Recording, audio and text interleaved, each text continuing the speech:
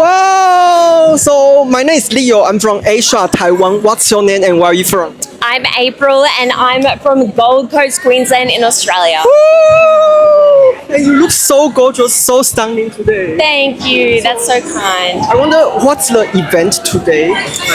So we're here at this exhibition in Brisbane and it is incredible. We are proudly sponsored by Sexy Jobs, which is a job search board for all of our spicy jobs. Ooh. So anything you can think of.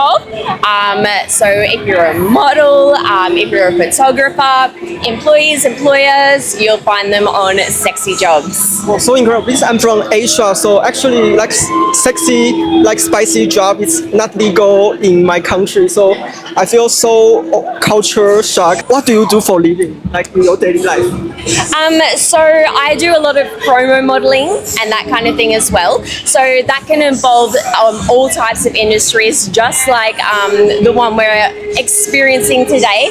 And yeah, it's absolutely amazing being here at the Sexy Jobs exhibition because you see people wearing whatever they like, wearing little outfits, people of all shapes and sizes, ages, backgrounds, whatever, and they're just having a really good time. It's such a wonderful environment to be in, and that's why I keep coming back every single year. Wow.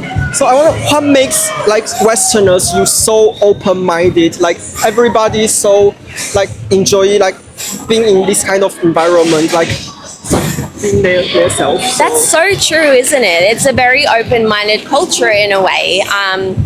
And that's the beautiful thing about it. It is really special. It's almost something that you have to be here to experience in a way. And honestly, you just walk around and be gobsmacked by how open people really are. And talking about different topics that are usually taboo and providing education. And yeah, there's so much to be learned here, experienced. It's so much fun. Is it because of the education of like Australia, or why do people so mature in such an early age?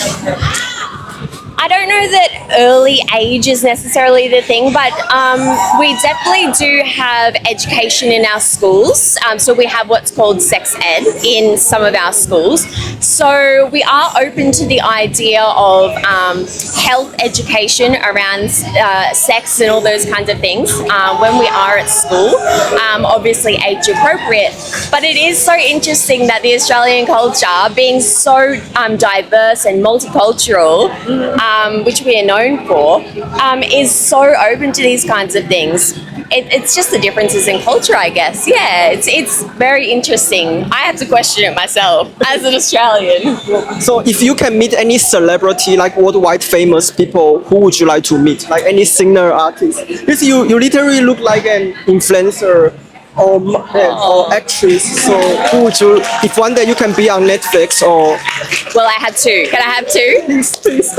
So I saw AJ Paps. He's from TikTok. He was here yesterday. He's amazing at sex education. So he's big on TikTok. And also Johnny Sins. Oh. Have you met him yet? I haven't met him, but he's very famous in Asia as well. Like Really? his content, like he's like top one, like male actor, I think. I'm not surprised at all. Yeah. Johnny Sins. I'd love to have a photo with him as well. Wow. So do you have any advice? How can people have a great sexual life?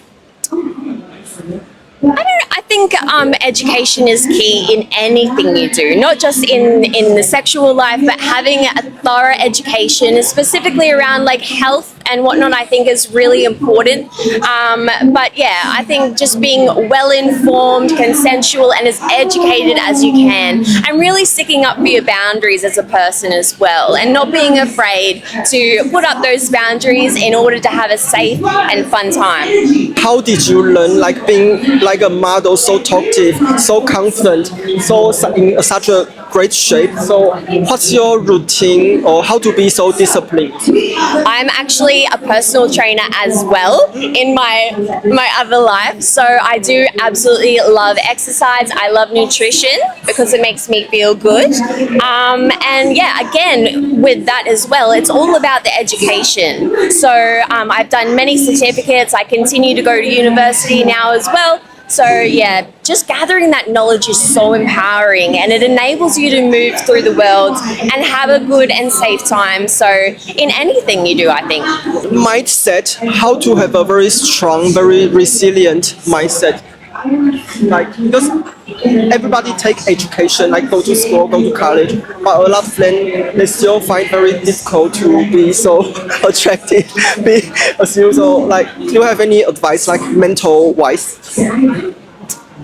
I think with the experience that we're having here at Sexhibition, you'll find that a lot of people have their own sense of confidence, and that doesn't have to have anything to do with academia. It's just the way that the person shows up in the world and holds that confidence. And yeah, I think resilience is built over time as well. So when you put yourself in positions that are new to you, that helps to build that resilience as well. But anything, it's kind of like a muscle. Like when you go to gym, if you practice flexing that muscle, it becomes second nature. So yeah, when you've done it for a long time, it becomes a lot easier, just like you. How to be so articulate, so eloquent, so talkative as you? What kind of practice have you done before? I've done lots of speeches, I've done TV, magazine, catwalk, all that kind of thing. And also like with running my own business, you interact with so many different people. So yeah, it's been a really fortunate career so far. So maybe in 3 years, what are your future goals? Like how are you going to like expand your career, like work out or anything, like being a host or? I don't really believe in having dreams that are, 5 years and beyond, because tomorrow you never know what's going to happen. But I do believe that if I can wake up every single day and want to get out of bed to go and do a job, then I've done it right, because I want to be in my workplace. I want to contribute to society in that way. And I think if in 3 years I can wake up and feel that way every single day, it doesn't matter what my life looks like. But yeah, hopefully still working the sexy jobs, because I absolutely love it here too. You definitely can work in so many industries. You are so talking, so cool, so I feel so impressive.